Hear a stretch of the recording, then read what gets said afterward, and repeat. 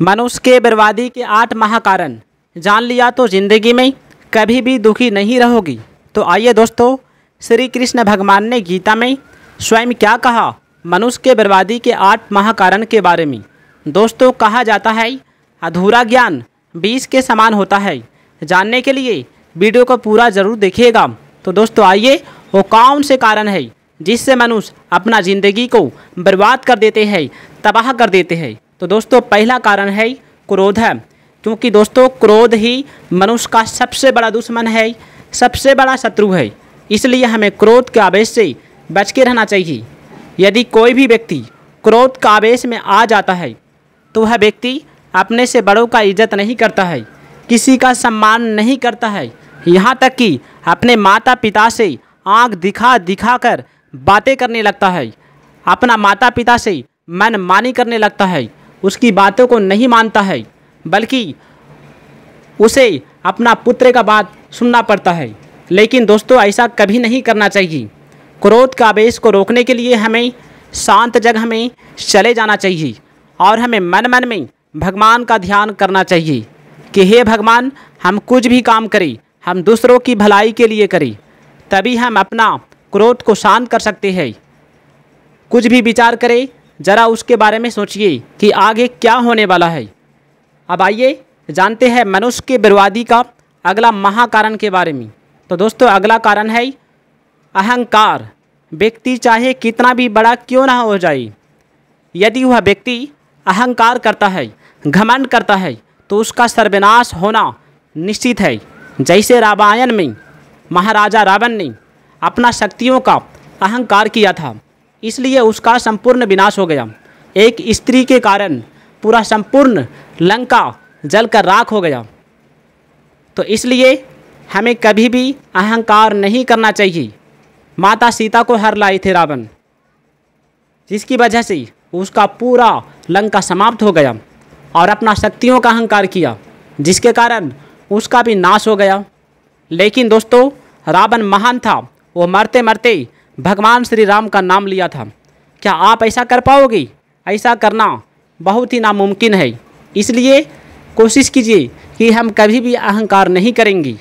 अब आइए जानते हैं अगला बर्बादी का कारण क्या है। अगला कारण है दोस्तों पराये स्त्री पर हाथ लगाना। भगवान श्री कृष्ण कहते हैं कि जो भी व्यक्ति पराये स्त्री पर हाथ डालता है, गलत नज़र से देखता है, नहाते समय उसे देखता है, गर्भवती महिला पर हत्या करता है, तो ये सबसे बड़ा पाप माना गया है। जो भी व्यक्ति ऐसा करता हो, इससे सावधान हो जाए, नहीं तो उसे नरक में भी जगह नहीं मिलेगा। आइए भगवान श्री कृष्ण ने सबसे बड़ी बात क्या कहा कि जो भी व्यक्ति अपना लक्ष्य को प्राप्त करना चाहता है, वह व्यक्ति कभी भी आलस्य ना करे। यदि आलस्य में आते हो तो आप अपना आप को यानी सर्वनाश कर देते हो। भगवान श्री कृष्ण कहते हैं कि जो लोग स्वार्थ, परमार्थ, वैर कुछ भी न होने पर जीवों को तंग करते हैं, जैसे सोते कुत्ते को पत्थर मार देना, चुगते पंछियों को उड़ा देना, गाय को लाठी मारकर भगा देना, ऐसे लोग मोहिनी स्वभाव के होते हैं। जो लोग भगवान को भूलकर केवल भोग और आनंद में फंसे रहते हैं, वे लोग मूर्ख होते हैं। उनका जीवन व्यर्थ चला जाता है, उनका बुरा अंत निश्चित होता है।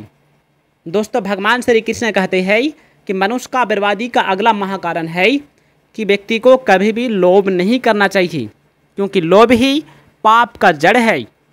भगवान श्री कृष्ण कहते हैं मनुष्य के पास जो कुछ सुख सुविधाएं, भोग आनंद की सामग्री है, वह परमात्मा के रूप में मौजूद इस विशाल संसार की सेवा के लिए है। लेकिन लोग इसे अपना मानकर भोगते रहते हैं और मालिक की बजाय इनके गुलाम हो जाते हैं। इस सामग्री के खोने पाने को वो अपना खोना पाना या बनना बिगड़ना मानने लगते हैं। यही उनके विनाश का कारण है। जब मनुष्य स्वयं को भगवान के प्रति समर्पित कर देता है, तो चाहे कैसी भी प्रतिकूल या अनुकूल परिस्थिति आए, वह सब भगवान की दया और कृपा में बदल जाती है।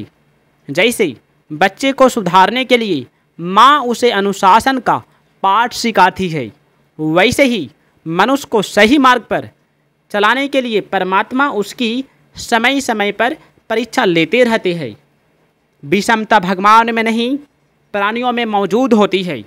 इसी कारण वे भगवान से दूर हो जाते हैं। जाति और आचरण को लेकर व्यक्ति को परमात्मा की ओर से निराश नहीं होना चाहिए। जाति और आचरण नष्ट होने वाला तथा बनावटी होता है, लेकिन भगवान के साथ व्यक्ति का संबंध नित्य तथा वास्तविक होता है। संसार के लोग बाहरी आवरण से प्रभावित होते हैं, जबकि परमात्मा भीतरी भाव से होते हैं। भगवान श्री कृष्ण कहते हैं, मन वहीं रखता है जहाँ प्रेम होता है। जिससे प्रेम होता है उसका चिंतन अपने आप हो जाता है। चेतन और नित्य होने के कारण जीव का भगवान से संबंध स्वतः सिद्ध हो जाता है, क्योंकि यह जीव परमात्मा का ही अंश होता है। जिस मनुष्य का लक्ष्य सांसारिक धन संपदा का संग्रह और उनसे सुख लेना नहीं है, बल्कि एकमात्र परमात्मा को प्राप्त करना है, उसमें सांसारिक भोग और उनका संग्रह करने की इच्छा बिल्कुल नहीं रहती। जहाँ प्रेम होता है वहाँ तो मन लगता ही है, और जहाँ श्रद्धा होती है वहाँ बुद्धि लगती है। ज्ञान और भक्ति दोनों ही संसार का दुख दूर करने में समान होता है, परंतु दोनों में ज्ञान के मुकाबले भक्ति की महिमा अपरंपार है। क्योंकि ज्ञान में तो अखंड रस की प्राप्ति होती है, पर भक्ति में अनंत रस की प्राप्ति होती है, जो निरंतर बढ़ता रहता है। नेत्रों की दृष्टि और शब्द आपस में नहीं टकराते। शरीर से लगाव नहीं रखना चाहिए, समाज से लगाव रखना चाहिए। शरीर से लगाव रखने से अहंकार का भाव बढ़ता चला जाता है, जबकि समाज से लगाव रखने पर अहंकार समाप्त हो जाता है। दूसरों की पैसों और चीज़ों तथा शरीर से सेवा कर देना ही सेवा नहीं होता, बल्कि अपने लिए कुछ भी न चाहकर दूसरों का हित कैसे हो, उन्हें सुख कैसे मिले, उनके बारे में हमें सोचना पड़ेगा। भगवान श्री कृष्ण कहते हैं, बुराई का त्याग होने पर दूसरों की जो सेवा होती है वह बड़े से बड़े दान पुण्य से भी नहीं हो सकती। इसलिए बुराई का त्याग भलाई का मूल होता है। जिसने बुराई का त्याग कर दिया है वही प्राणी मात्र की भलाई में जुट सकता है। जैसे समुद्र में जल ही जल होता है, ऐसे ही संसार में मृत्यु ही मृत्यु होता है। संसार में पैदा होने वाली कोई भी वस्तु शाश्वत नहीं होता, वह हर क्षण मृत्यु की ओर बढ़ता चला जाता है। इसलिए संसार को मृत्यु का सागर कहा गया है। मनुष्य में अनुकूल एवं प्रतिकूल दोनों आदतें होती है। संसारिक घटना परिस्थिति तथा प्राणी पदार्थों में अनुकूल प्रतिकूल आदतें राग द्वेष उत्पन्न करके मनुष्य को संसार में बांध देती है। मनुष्य जिस भाव से भगवान की शरण लेता है, उसी भाव से भगवान उसे आश्रय देता है। मैं क्या हूँ इसका तो पता नहीं, पर मैं हूँ इसका सबको पता है। मैं क्या हूँ को खोज लेना ही ईश्वर को पा लेना है। मन भगवान में लगाने से संसार का चिंतन नहीं होगा, और बुद्धि भगवान में लगाने से मनुष्य को संसार के आश्रय की आवश्यकता नहीं रह जाएगी। सांसारिक सुख पदार्थ कर्म करने से प्राप्त होते हैं, लेकिन भगवान की प्राप्ति भावना द्वारा होती है। कर्मों को भगवान को अर्पण करने से व्यक्ति आसानी से भगवान को प्राप्त हो जाता है। किसी एक विषय में होशियारी प्राप्त करने के लिए बार बार प्रयत्न करने का नाम अभ्यास है। मन पर नियंत्रण ध्यान तथा अभ्यास द्वारा किया जा सकता है, ज्ञान द्वारा नहीं। कर्मों से लगाव और फल की इच्छा ही संसार में बंधन का कारण होता है। कर्म हो लेकिन लगाव न हो तथा फल की इच्छा न रहने से कर्म फल त्यागी व्यक्ति आसानी से सांसारिक बंधन से मुक्त हो जाता है। शरीर, इंद्रिय, मन, बुद्धि, योग्यता, सामर्थ्य, पदार्थ आदि जो कुछ मनुष्य के पास है वह सब का सब संसार से ही मिला हुआ है, उसका व्यक्तिगत नहीं होता है।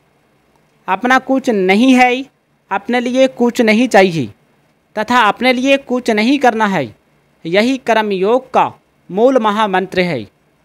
जीव यानी कि आत्मा स्वयं चेतन और अविनाशी होता है तथा संसार जड़ और विनाशी होता है। त्याग असीम होता है। संसार के संबंध में तो सीमा होती है, पर संसार के त्याग में कोई सीमा नहीं होती। त्याग करते ही परमात्मा की प्राप्ति हो जाती है। सुखियों से मित्रता, दुखियों से करुणा, पुण्यात्मा लोगों से खुशी और पापी लोगों से उपेक्षा का भाव मन को निर्मल बना देता है। दुख पाने वाले की अपेक्षा दुख देने वालों पर दया होनी चाहिए, क्योंकि दुख पाने वाले तो अपने पिछले पापों से छूट रहे हैं, पर दुख देने वाले नए नए पाप कर रहे हैं। इसलिए दुख देने वाले दया के विशेष पात्र माने गए हैं। भगवान का भक्त सुख दुखों की प्राप्ति में समान रहता है, उसमें कोई विकार उत्पन्न नहीं होता। भगवान को तो सभी प्रिय होते हैं, परंतु भक्त का प्रेम भगवान के सिवाय कहीं नहीं होता। किसी वस्तु की इच्छा को लेकर भगवान की भक्ति करने वाला व्यक्ति असल में उस इच्छित वस्तु का ही भक्त होता है, क्योंकि वह वस्तु के लिए ही भगवान की भक्ति करता है, न कि भगवान के लिए। सांसारिक चतुराई वास्तव में चतुराई नहीं है, क्योंकि उससे अंतःकरण में जड़ पदार्थों का आदर बढ़ता चला जाता है, जो मनुष्य के पतन का कारण हो जाता है। शरीर का मान अपमान होने पर भी अंतःकरण में कोई विकार पैदा नहीं होता। यह समता में स्थित भक्त की पहचान है। मनुष्य में संपूर्ण प्राणियों के प्रति करुणा का भाव पूर्ण रूप से भले ही न हो, पर उसमें किसी प्राणी के प्रति अकरुणा निर्दयता का भाव बिल्कुल नहीं करना चाहिए, बिल्कुल नहीं रहना चाहिए।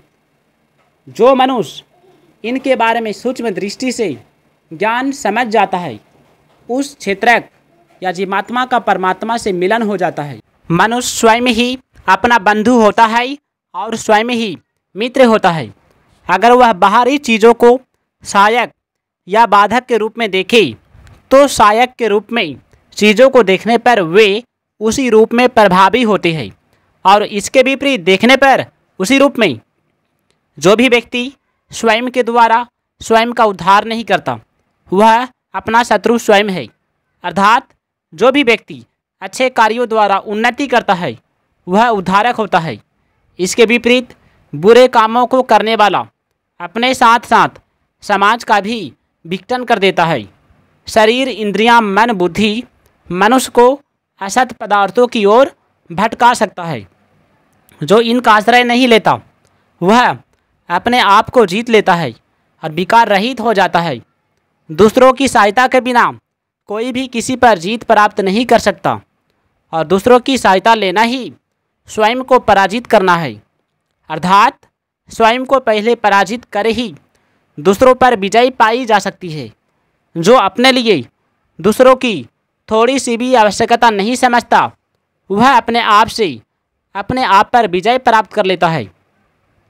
आदमी शरीर, इंद्रियां, मन, बुद्धि को अपना समझकर स्वयं को उनका स्वामी मानता है, परंतु वास्तव में वह उनका गुलाम हो जाता है।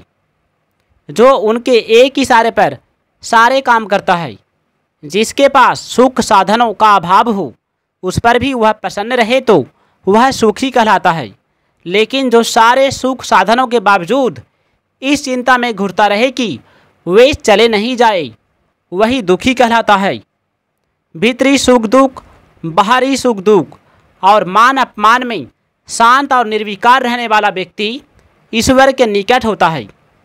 तरह तरह की परिस्थिति में जो निर्विकार रहता है, वह महापुरुष होता है।